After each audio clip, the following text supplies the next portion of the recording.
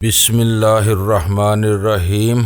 गुमनाम हीरो के मुअज़्ज़ज़ नाज़रीन, अस्सलामु अलैकुम। आइए चलते हैं कहानी की तरफ। तुम इसके बारे में बता सकती हो? कौन? इसने उलझी हुई नजरों से मेरी तरफ देखा। किसको पूछ रहे हो? राधन, मैंने कहा। ये नाम सुनते ही इसका चेहरा धुआं हो गया। वो एक बार फिर मुझे घूर कर देखने लगी। सॉरी सर, मैं इस नाम के किसी आदमी को नहीं जानती। वो अपनी कैफियत पर काबू पाने की कोशिश करते हुए बोली। देखो मैडम, मैंने इसके चेहरे पर नजरें जमा दी। मैंने कहा था कि तुम इसे जानती हो। वो तुमसे भत्ता वसूल करता है। अगर तुम मुझे इसके बारे में बता दो तो मैं खामोशी से यहाँ चला जाऊंगा। दूसरी सूरत में तुम्हारा ये खूबसूरत गेस्ट हाउस सुबह तक खंडर बन जाएगा। इसका चेहरा एक बार फिर धुआं हो गया। तुम इसको क्यों पूछ रहे हो? क्यों मिलना चाहते हो इससे? इसने पूछा। मेरा ये चेहरा देख रही हो? मैंने उंगली से इशारा किया। मेरे जिस्म पर और भी ऐसे बहुत से निशान हैं और मैं राधन से इनका हिसाब चुकाना चाहता हूँ। लगता है तुम पहले ही इससे बहुत नुकसान उठा चुके हो। वो बोली। राधन बहुत खतरनाक आदमी है। इसका तजर्बा तुम्हें हो चुका है। बेहतर है मजीद पंगा मत लो और जहाँ से आए हो खामोशी से वापस चले जाओ। मैं वापस जाने के लिए नहीं आया। मैंने कहा। इसका पता बता रही हो या? एक मिनट। इसने हाथ उठा दिया। चंद लम्हे मोहतात निगाहों से इधर उधर देखती रही, फिर राजदाराना लहजे में बोली। मैं तुम्हें इसका पता बता दूंगी, लेकिन इत्मीनान रखो, तुम्हारा नाम नहीं आएगा। मैंने इसकी बात काट दी। पार्वती आश्रम। वो एक बार फिर मोहतात निगाहों से इधर उधर देखने लगी। इसने 1 साल से पार्वती आश्रम पर कब्जा जमा रखा है। वो वहीं रहता है। और ये पार्वती आश्रम कहाँ है? मैंने पूछा। गांधी मार्ग के आखिर में दरख्तों में गिरा हुआ एक मकान है। 3-4 कमरों का होगा। इसने बताया। वो चंद साल पहले ये मकान एक दौलतमंद आदमी ने खरीद कर अपनी स्वर्गवासी पत्नी के नाम पर आश्रम बना दिया था, लेकिन 1 साल पहले न जाने किस तरह राधन ने इस पर कब्जा कर लिया। वो आश्रम इसके तसर्रुफ में है। 1-2 गुर्गे इसके साथ रहते हैं। शुक्रिया श्रीमती जी, मैंने कहा। लेकिन अगर तुमने इसे मेरे बारे में इतला देने की कोशिश की तो नहीं, मैं किसी से कुछ नहीं बोलूंगी। वो जल्दी से बोली। वैसे तुम मुझे शक्लो सूरत से और गुफ्तगू से शरीफ आदमी लगते हो। बेहतर है इस जैसे हरामी आदमी से छेड़छाड़ करने की बजाय वापस चले जाओ। शुक्रिया। मैंने एक बार फिर इसका शुक्रिया अदा किया और बाहर निकल गया। मुझे यकीन था कि गेस्ट हाउस की मालिक ये औरत राधन को मेरे बारे में इतला नहीं देगी। गुंडों से हर कोई परेशान रहता है। हर शख्स इनसे दूर ही रहना पसंद करता है। बिमला कार में बैठी बेचैनी से पहलू बदल रही थी। मुझे देखकर इसके चेहरे पर तुमानियत सी आ गई। मैंने स्टीयरिंग के सामने बैठकर इंजन स्टार्ट करके गाड़ी आगे बढ़ा दी। कुछ मालूम हुआ? बिमला ने मेरी तरफ देखे बगैर पूछा। राधन गांधी मार्ग के एक आश्रम में रहता है, मैंने जवाब दिया और फिर इसे इस औरत से हासिल होने वाली मालूमात से आगाह करने लगा। गांधी मार्ग का इलाका मेरा देखा हुआ था। मैं चित्रा प्रीतम के साथ कई मरतबा इस तरफ आ चुका था। वहीं से एक रास्ता गंगोत्री की तरफ भी जाता था। इस वक्त रात के 10 बज रहे थे। ये इलाका गुंजान आबादी से हटकर था और यहाँ ज्यादा आम लोगों की आमदोरफ्त भी नहीं थी। पार्वती आश्रम तलाश करने में मुझे ज्यादा दुश्वारी पेश नहीं आई। दरख्तों में गिरा हुआ ये मकान भी आबादी से काफी हटकर था। मैंने कार को मकान से दूर दरख्तों के नीचे रोककर इंजन बंद करके बत्तियां भी बुझा दी। बिमला भी मेरे साथ जाने को तैयार थी, लेकिन मैंने इसे वहीं रोक दिया और थैले में से देशमुख वाला पिस्तौल निकाल कर इसके हाथ में थमाते हुए बोला। अगर मैं 15-20 मिनट तक मकान से बाहर न आऊं या तुम कोई गड़बड़ महसूस करो तो अंदर आ जाना, और कोई भी मुजाहमत की कोशिश करे तो बेदरेक गोली मार देना। मैं कार से उतरकर दरख्तों के झुंड की तरफ बढ़ गया, जहां इस मकान की बाज खिड़कियों से मध्यम सी रोशनी झलकती नजर आ रही थी। ये मकान 2 मंजिला था और ऊपर की 1-2 खिड़कियों में भी रोशनी दिखाई दे रही थी। मकान का गेट खासा बड़ा था। इसके पहलू में एक छोटा दरवाजा भी था। गेट और दरवाजा दोनों बंद थे। मैंने जुरी से आंख झांक कर देखा। सहन में तारीकी थी, लेकिन दाएं तरफ किसी जगह हल्की सी रोशनी झलक रही थी। मैं गेट पर चढ़कर अंदर दाखिल होने के बारे में सोच ही रहा था कि सहन में कदमों की चाप सुनाई दी। मैं आड़ में खड़ा हो गया। वो आवाज छोटे दरवाजे के करीब आकर रुक गई और फिर अंदर से दरवाजे का आहनी बुलेट हटाने की आवाज सुनाई दी। चंद सेकंड बाद दरवाजा खुला और एक आदमी बाहर निकला। मैं इस आदमी पर झपट पड़ा। मेरा एक हाथ इसके मुंह पे था और दूसरे हाथ से मैं इसे गिरफ्त में लेने की कोशिश कर रहा था कि वो तड़प कर मेरी गिरफ्त से निकल गया। इसके साथ ही इसके मुंह से हल्की सी चीख निकल गई थी। वो एकदम गड़बड़ा गया था, लेकिन फौरन ही संभल गया। मगर इससे पहले कि वो अपने दिफा में या मेरे खिलाफ कोई कार्रवाई करता या मुंह से कोई आवाज निकालता, मैं अकाब की तरह इस पर झपटा और इसे इसे अपनी गिरफ्त में ले लिया। मेरा एक हाथ इसके मुंह पर जम गया ताकि वो चीख न सके। इसकी गर्दन मेरे सीधे बाजू की गिरफ्त में थी। वो बुरी तरह मचल रहा था। मैं इसकी गर्दन पर दबाव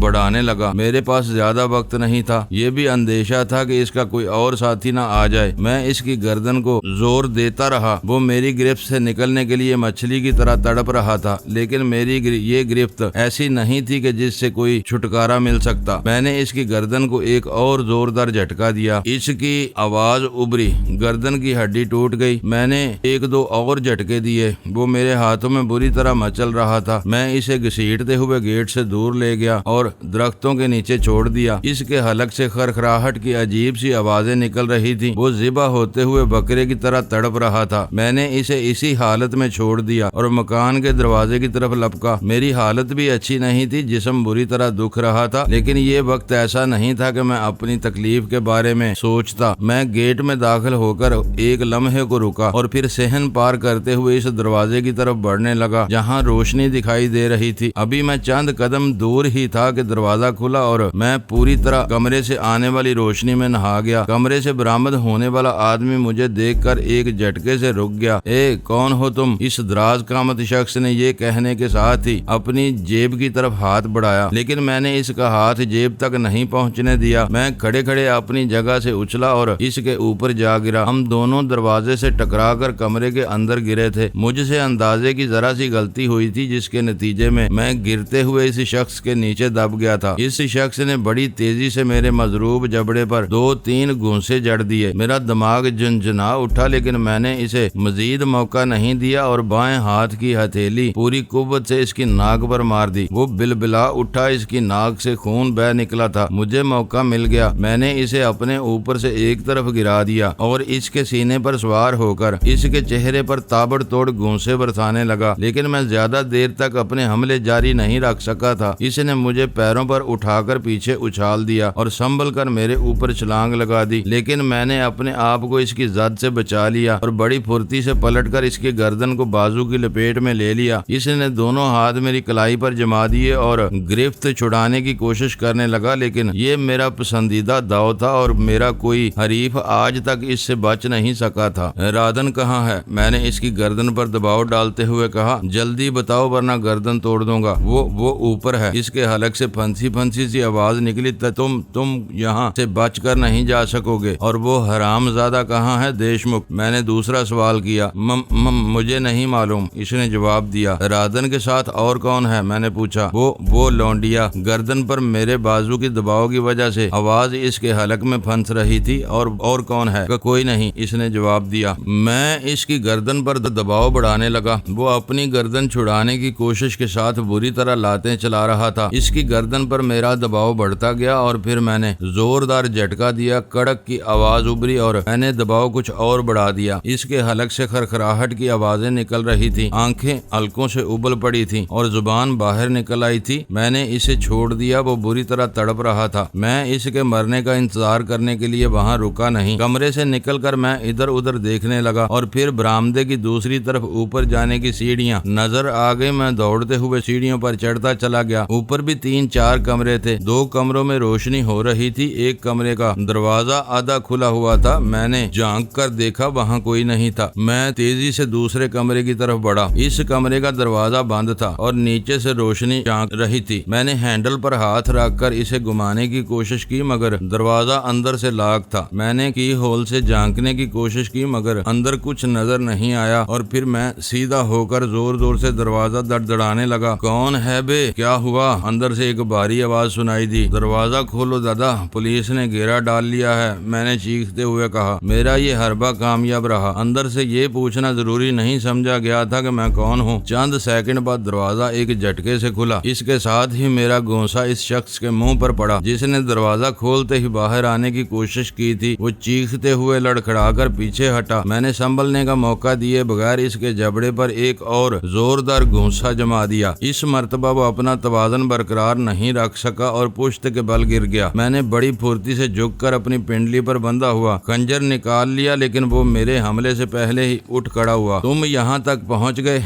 इसके हलक से भेड़िए की सी गुर्राहट निकली। राधन के डेरे पर आकर कोई जिंदा वापस नहीं गया। तुम्हारी मौत ही तुम्हें यहाँ ले आई है। मौत किसकी आई है ये फैसला होने में चंद मिनट से ज्यादा नहीं लगेंगे। मैंने जवाब दिया, अगर तुम जिंदा रहना चाहते हो तो ये बता दो कि देशमुख कहाँ है और वो दोनों लड़कियाँ कहाँ हैं। देशमुख शोभा को लेकर अल्मोड़ा चला गया है। दूसरी लड़की इसने मुझे दान कर दी थी, वो साली तो बड़ी ठोस निकली, बेहोश हो गई है। अब तुम आगे हो तो अपनी आंखें देख लेना, इसका क्या हशर होता है। रामू चंद्र इधर आओ, शिकार आया है। कोई नहीं आएगा राधन, मैंने कहा, वो लोग खुद शिकार हो चुके हैं और अब तुम्हारी बारी है। राधन का चेहरा धुआं हो गया। इसने इधर उधर देखा और अंदर वाले दरवाजे की तरफ दौड़ा। इसने अंदर दाखिल होकर दरवाजा बंद करने की कोशिश की थी, लेकिन मैं दरवाजे से टकरा गया। दरवाजे की टक्कर से वो पीछे गिर गया। मैंने इस पर छलांग लगाई, लेकिन मेरा पैर फर्श पर बिछी हुई दरी में उलझ गया। मैंने संभलने की कोशिश की मगर कामयाब नहीं हो सका और लड़खड़ाकर एक कुर्सी से जा टकराया और कुर्सी समेत दूसरी तरफ उलट गया। खंजर भी मेरे हाथ से निकलकर गिर गया था। राधन ने लपक कर मेरा खंजर उठा लिया और मुझ पर हमला आवर हुआ, लेकिन मैं इससे पहले ही संभल चुका था। इसका वार मैंने हाथ पर रोका, इसकी कलाई मेरी गिरफ्त में आ गई। मैंने इसका दूसरा हाथ भी गिरफ्त में ले लिया और इसे पीछे धकेलने लगा। इस दौरान में मेरी नजर पलंग की तरफ उठ गई, जहाँ सोनिया बेहोश पड़ी थी। इसके जिस्म पर लिबास नाम की कोई चीज नहीं थी। इसकी हालत देखकर मुझे अंदाजा लगाने में दुश्वारी पेश नहीं आई कि इसके साथ क्या कुछ हुआ होगा। मैं राधन को धकेलते हुए पीछे ले गया और फिर अचानक ही इसने मेरी टांग में अड़ंगा लगा दिया। मैं लड़खड़ाकर पुश्त के बल सोनिया वाले बेड पर गिरा। राधन की कलाई भी मेरे हाथ से छूट गई थी। राधन ने खंजर वाला हाथ ऊपर उठाकर हमला किया। मैं बड़ी फुर्ती से एक तरफ हट गया। मैं तो इस हमले से बच गया, लेकिन राधन का खंजर बेड पर बेसुध पड़ी हुई सोनिया के सीने में दस्ते तक पेवस्त हो गया। मैं फटी फटी सी नजरों से सोनिया को देख रहा था, जिसके सीने से खून का फुहारा उबल पड़ा था। अगर मैं खंजर के वार से बचने के लिए लौट न लगाता और वार को रोकने की कोशिश करता तो ये सूरत हाल न होती। अब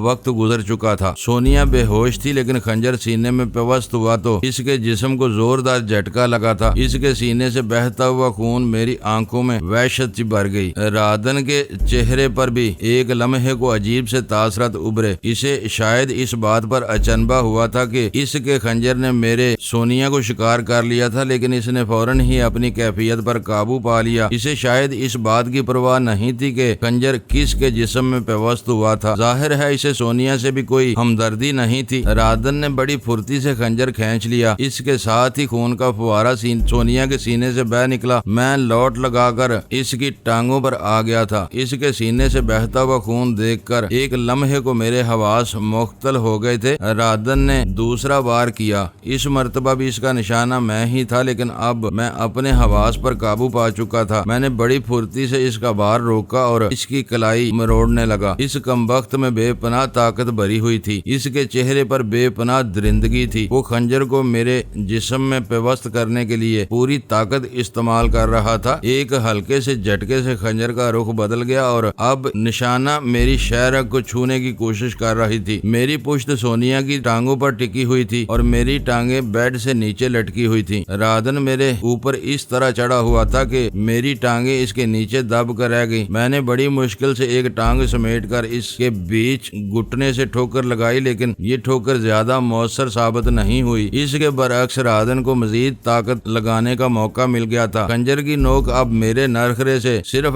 1.5-2 इंच के फासले पर रह गई थी। राधन के हाथ का हल्का सा झटका मेरी जिंदगी का खात्मा कर सकता था। मैंने दूसरे हाथ की जरब इसके मुंह पर लगाई। मेरा ये वार कुछ कारगर रहा। मैंने दोबारा यही हरबा आजमाया। इसने बचने के लिए मुंह को पीछे की तरफ झटका दिया। इस तरह इसके खंजर वाले हाथ का दबाव कम हो गया और मुझे मौका मिल गया। मैंने एक जोरदार झटके से इसका बाजू मोड़ दिया। इसके साथ ही घुटना समेट कर इसकी टांगों के बीच में एक और जरब लगाई। ये वार भी कारगर साबित हुआ और वो उछल कर सोनिया के सीने पर गिरा। इसके हाथ में पकड़े हुए खंजर की नोक एक बार फिर सोनिया के सीने में पेवस्त हो गई। सोनिया के जिस्म को मुसलसल झटके लग रहे थे। मैंने बड़ी फुर्ती से लौट लगाकर राधन का खंजर वाला हाथ मोड़ दिया। खंजर एक झटके से अपनी जगह से हटा तो सोनिया के सीने से खून की एक और धार बह निकली। सोनिया के बदन से बहता हुआ खून देखकर मेरी आंखों में खून उतर आया। मैंने इसका बाजू मोड़कर इसकी पुश्त से लगा दिया और अंगूठे का नाखून इसकी कलाई की नस में पेवस्त कर दिया। राधन आहिस्ता आहिस्ता अपने जिस्म को समेट समेट रहा था और फिर अचानक ही इसने एक जोरदार झटका लेकर मुझे गिराने की कोशिश की, मगर कामयाब ना हो सका। इसके बरअक्स मुझे मौका मिल गया और मैंने इसकी टांगों को पकड़कर जोरदार झटका दिया। वो उल्टी कलाबाजी खाता हुआ बेड के दूसरी तरफ जा गिरा। खंजर इसके हाथ से निकलकर बेड पर गिर गया था। मैं भी एक झटके से उठ गया। सोनिया के सीने पर 2 जगहों से खून बह रहा था और इसके जिस्म को हल्के हल्के झटके लग रहे थे। इसने एक आखिरी झटका लिया और साकत हो गई। मैं इस वक्त अजीब सी कैफियत में मुब्तला हो रहा था। रगों में खून खौल रहा था और सीने में जैसे आग सी भर गई थी। मैंने राधन पर छलांग लगा दी। वो संभलने की कोशिश कर रहा था लेकिन मैंने इसे मौका नहीं दिया। मुझ पर जुनून सा तारी हो रहा था। मैंने राधन पर घूंसों और ठोकरों की बारिश कर दी और इसे बेड के दूसरी तरफ खुली जगह पर ले आया। राधन संभलने की कोशिश करता रहा लेकिन मैंने इसे मौका नहीं दिया। एक मर्तबा इसने बाहर भागने की कोशिश की थी। मैंने इस पर छलांग लगा दी। इसकी टांग मेरी गिरफ्त में आ गई। वो मुंह के बल एक कुर्सी पर गिरा। इसका मुंह कुर्सी के हत्थे से टकराया था। वो बेइख्तियार चीख उठा। मैंने इसे एक बार फिर घोंसों और ठोकरों पर रख लिया था। इसका चेहरा लहूलुहान हो रहा था। वो हर मर्तबा अपने आप को छुड़ाकर बाहर भागने की कोशिश करता मगर मैं इसे पकड़ लेता। वो अपने गुर्गों के नाम ले लेकर चीख रहा था, इन्हें मदद के लिए पुकार रहा था। राधन इस शहर का बहुत बड़ा बदमाश था। यहाँ का दादा था। शहर के सारे गेस्ट हाउसेस से भत्ता वसूल करता था। इसकी इजाजत के बगैर यहाँ कोई शरीफ आदमी काम धंधा नहीं कर सकता था। लोग इसके नाम से कांपते थे लेकिन इसकी सारी बदमाशी और दादागिरी नाक के रास्ते निकल गई। वो मदद के लिए अपने गुर्गों को पुकार रहा था। एक मौका पर इसका दाव चल गया और मैं इसके काबू में आ गया। इसने मेरे जबड़े पर एक घोंसा भी लगा दिया था। मेरा दिमाग झंझना उठा लेकिन मैंने इसे दूसरा वार करने का मौका नहीं दिया और इसे बालों से पकड़कर इसका सर जोर जोर से टकराने लगा। इसका सर फट गया। हर टक्कर पर इसके मुंह से खौफनाक चीख निकल जाती। राधन ने घुटने से मेरी टांगों के बीच ठोकर लगाई। मैं लड़खड़ाकर पीछे हटा। इसने मौका पाकर एक तरफ छलांग लगा दी। मेरा ख्याल था कि वो एक बार फिर भागने की कोशिश कर रहा है लेकिन इस मर्तबा इसने बेड की तरफ छलांग लगाई थी जहां सोनिया के बरहना जिस्म के करीब खंजर पड़ा हुआ था। राधन खंजर उठाकर बड़ी तेजी से मेरी तरफ पलटा था। अगर मैं गाफिल होता तो खंजर मेरे सीने में बेवस्त हो चुका होता लेकिन मैं बड़ी फुर्ती से एक तरफ हट गया और वो अपनी ही जोंक में आगे निकलकर दीवार से टकरा गया। मैंने संभलने का मौका दिए बगैर इसे दबोच लिया। मैं अपने दोनों बाजू इसकी बगलों के नीचे से निकालकर हाथ इसकी गर्दन पर ले आया और दोनों हाथों की उंगलियां आपस में फंसा ली। इस तरह इसकी गर्दन मेरे शिकंजे में आ गई थी और इसके दोनों बाजू भी मेरे दाव की गिरफ्त में थे। मैंने एक हल्का सा झटका दिया। इसकी गर्दन और कंधों पर दबाव पड़ा। खंजर इसके हाथ से निकलकर नीचे गिर गया। मैंने एक और झटका देकर इसकी गर्दन छोड़ दी। वो मुंह के बल नीचे गिरा। इसने एक बार फिर खंजर की तरफ हाथ बढ़ाया था लेकिन इससे पहले खंजर मेरे हाथ में आ गया। इसी लम्हे बाहर दौड़ते हुए कदमों की आवाज सुनाई दी। इसके साथ ही किसी के दौड़ने की आवाज मेरे कानों से टकराई। मैंने गर्दन घुमाकर देखा। वो राधन ही का कोई आदमी था जो कमरे में दाखिल होकर खंजर ताने मुझ पर हमला आवर हो रहा था लेकिन इसी लम्हे फजा फायर की आवाज से गूंज उठी। इसके साथ ही इस आदमी की चीख भी सुनाई दी थी। वो खड़े खड़े कटे हुए दरख्त की तरह लहराया और ढेर हो गया। इसकी पुश्त पर बाएं तरफ से खून की धार बह निकली थी। वो बिमला थी जो पिस्तौल हाथ में लिए दरवाजे में खड़ी थी और फिर इसकी नजर जैसे ही बेड पर पड़ी हुई सोनिया पर पड़ी वो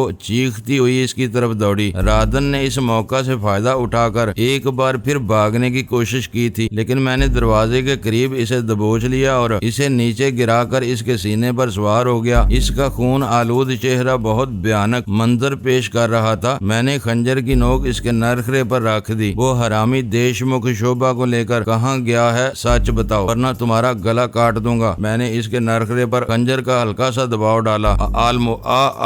अल्मोरा। इसके हलक से बमुश्किल ये आवाज निकली थी। अल्मोरा किस जगह? मैंने एक और सवाल किया। शहर के शिमाल में निसफ मील के फासले पर खटामल जागेश दरी मंदिर से जरा हटकर आबशर के करीब थोड़े थोड़े फासले पर कई हट बने हुए हैं। इनमें सुर्ख छत और नीली दीवारों वाला हट देशमुख की मलकियत है। वो हर साल छुट्टियां मनाने के लिए वहां जाता है। नैनीताल में भी इसका एक हट है, कभी वहां भी चला जाता है। तुम इसे कब से जानते हो? मैंने पूछा। बहुत अरसे से, राधन ने जवाब दिया। कभी वो राजस्थान से किसी लड़की को साथ लेकर आता था और कभी मैं इसे लड़कियां सप्लाई करता था। यहाँ हरिद्वार में लड़कियों की की कमी नहीं। मुल्क के कोने कोने से यात्री यहाँ आते हैं। इनमें खूबसूरत लड़कियां भी होती हैं। ऐसी जगहों पर किसी लड़की को उठाना ज्यादा मुश्किल नहीं होता। इस मामले में मंदिरों के बाद पंडित भी हमारे बहुत काम आते हैं। लड़कियों को उठाकर नैनीताल या अल्मोड़ा जहाँ देशमुख होता है पहुँचा दिया जाता है। वो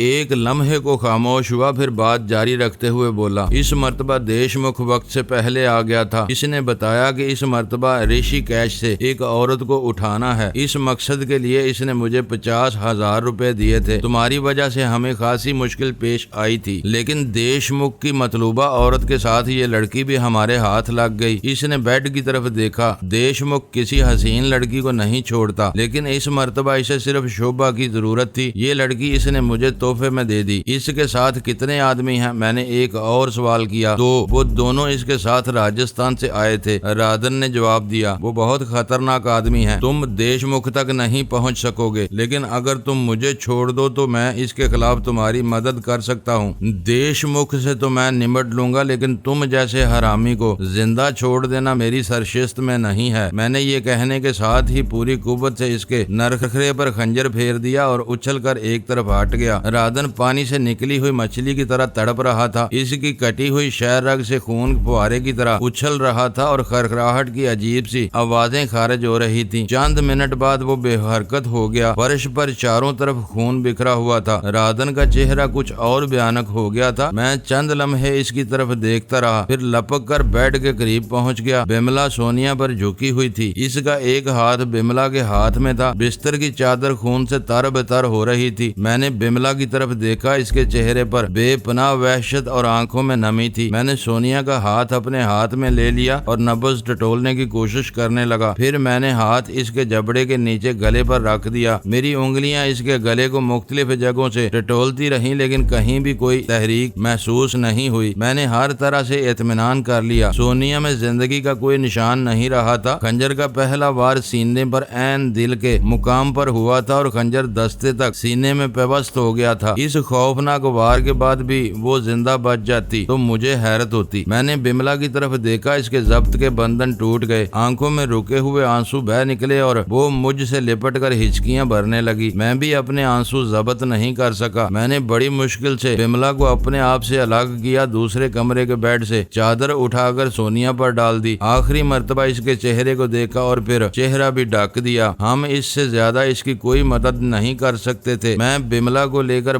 कमरे से बाहर आ गया और जब हम सीढ़ियां उतर रहे थे तो सामने दूर से किसी गाड़ी के हेडलैंप्स की रोशनियां चमकती हुई नजर आई। वो गाड़ी इसी तरफ आ रही थी। मैंने बिमला का हाथ पकड़ लिया और तेजी से सीढ़ियां उतरने लगा। आखिरी सीढ़ी पर पहुंचकर बिमला का पैर रिपट गया और वो चीखती हुई नीचे गिरी। मैंने झुककर इसे उठाने की कोशिश की। वो एक बार फिर चीख उठी, उठो जल्दी करो, वो गाड़ी इसी तरफ आ रही है। मैंने इसे उठाने की कोशिश करते हुए कहा, मेरा पैर। वो कर्रा उठी। मैंने झुककर इसे गोद में उठा लिया और तकरीबन दौड़ता हुआ गेट से बाहर निकल गया। वो गाड़ी काफी दूर थी। वो अगरचे इस आश्रम की तरफ ही आ रही थी, लेकिन इसका रुख कदरे बाएं तरफ था। वो रास्ता जरा सा घूमकर आश्रम की तरफ आता था। रास्ते के इस खाम की वजह से हम इस गाड़ी के हेडलैंप्स की रोशनी की जद में आने से बच गए थे। मैं बिमला को गोद में उठाए दरख्तों की तरफ भाग खड़ा हुआ जहाँ हमारी कार खड़ी थी। कार के करीब पहुंचकर मैंने बिमला को नीचे उतार दिया और पैसेंजर साइड का दरवाजा खोल दिया। इसी दौरान में वो कार आश्रम के सामने पहुंचकर रुक चुकी थी। जल्दी से बैठ जाओ। मैं बिमला को छोड़कर सामने से घूमता हुआ ड्राइविंग सीट की तरफ लपका। इस कार में आने वाले भी यकीनन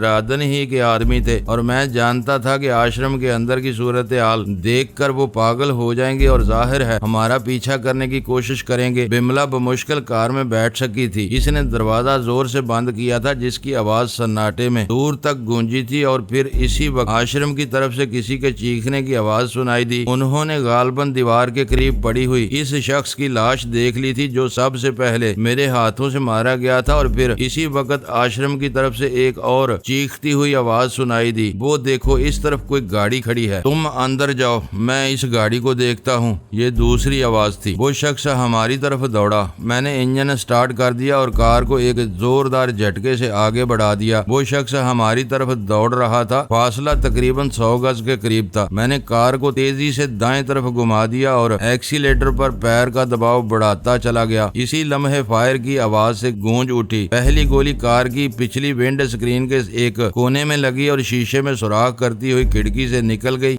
मुअज़्ज़ज़ नाज़रीन, लाइक करें, शेयर करें और कमेंट्स बॉक्स में पाक आर्मी जिंदाबाद, पाकिस्तान पाइंदाबाद का नारा ज़रूर दर्ज करके अपने मुल्क पर फख्र करें और पाकिस्तान की बुनियादें मजबूत करने में अपना किरदार अदा करें। वीडियो देखने का शुक्रिया। मुअज़्ज़ज़ नाज़रीन, अपना ख्याल रखिएगा और हमारे चैनल का भी। ISI पाक आर्मी जिंदाबाद, पाकिस्तान पाइंदाबाद।